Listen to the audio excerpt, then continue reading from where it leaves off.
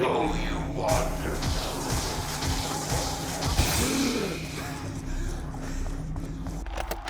My name is Stanley Ferguson. I was a guard at Alcatraz from 1933 to 1942.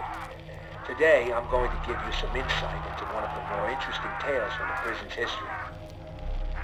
Over the decades, Alcatraz has seen more than its fair share of daring escape attempts. However, few were as audacious as the one undertaken by 4 inmates on New Year's Eve, 1933. Thought to be the brainchild of an inmate by the name of Albert Arlington, the outrageous scheme was as unlikely as its mastermind. It's believed that Arlington, aka the Weasel, somehow convinced 3 other inmates that he had devised a foolproof plan to escape the rock. It was a plan that would see them literally taking to the skies on a makeshift aircraft of Arlington's own design.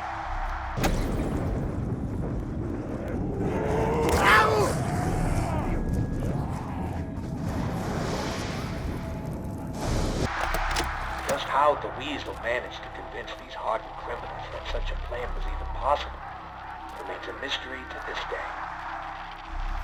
What is known is that no such plane was ever built. Instead, the group's plans for freedom soon descended into bitter argument and infighting.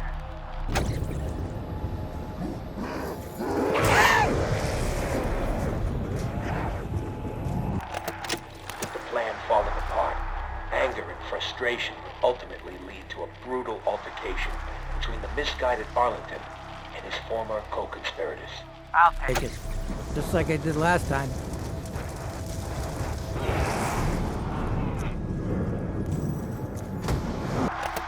Armed only with makeshift weapons, Finn O'Leary, Sal DeLuca, and Billy Hanson lured the unsuspecting Arlington to the roof, where they intended to exact a bloody and violent revenge.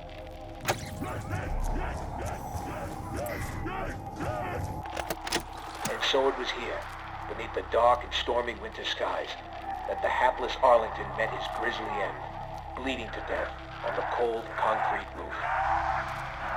For their participation in the murder, the 3 collaborators were sent to death by electric chair. Justice came swiftly. On the morning of January 19th, 1934, the execution order was carried out.